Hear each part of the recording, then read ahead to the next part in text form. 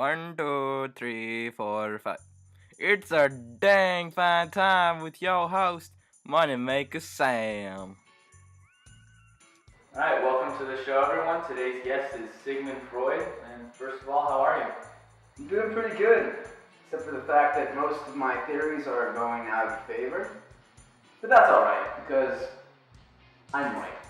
Alright, let's get into it. First question. What is psychosocial development, and what insight did you bring to the study of lifespan development? Psychosocial development is how a person's mind, emotions, and maturity level develop through life. Different people will develop psychosocially at different speeds, which depend on biological processes and environmental interactions. I was mostly credited by my ideas, which eventually led to the basis of psychoanalysis. Oh wow, that's very interesting. What is psychodynamic theory, and what do all psychodynamic theories have in common? Psychodynamics is a theory and systematic study of psychological forces that underlie the human behavior.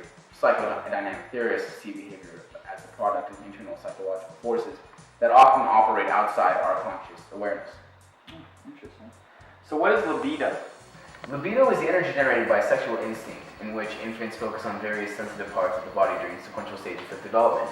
As the infant becomes more fixated on these pleasures, it stamps adulthood characteristics. Oh, we can all relate to that, can't we?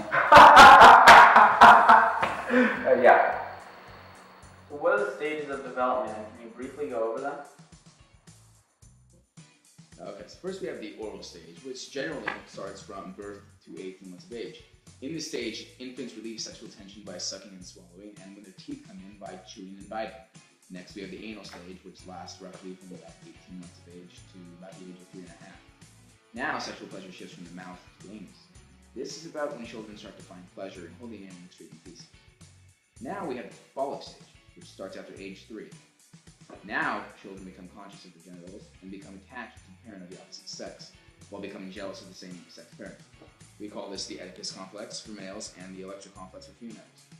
Next is a small latency period, which lasts from around the age of 5 to 13, somewhere around that region, and neither of the sex takes interest in the other. Finally, we have the genital stage, which starts around puberty. Now, sexual impulses reawaken and unfulfilled desires are once again satisfied. Children begin to mature sexually during this time. Now, each stage can generally correlate to adulthood. There you go, Sam. There we go. What does each stage have in correlation with adulthood? In the oral stage, if infants suck their thumb too much, they may end up overly optimistic and dependent. And those who are the opposite of that, they end up pessimistic and hostile. Now, in the anal stage, if a parent is too aggressive with toilet training, then those children will throw temper tantrums and may be self-destructive as adults. If parents are too lenient, then the children become messy, unorganized, and sloppy. Now, fixation leads to vanity, egotism, and prompts feelings of low self-esteem, shyness, and worthlessness. And again, in the general stage, this is sexual maturity. And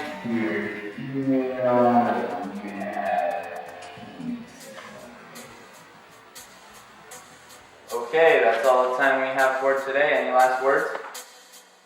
Stay classy, San Diego. And next week we have Tupac Shachter as a guest, so hopefully all you can join us. And that's all we have. All right, bye.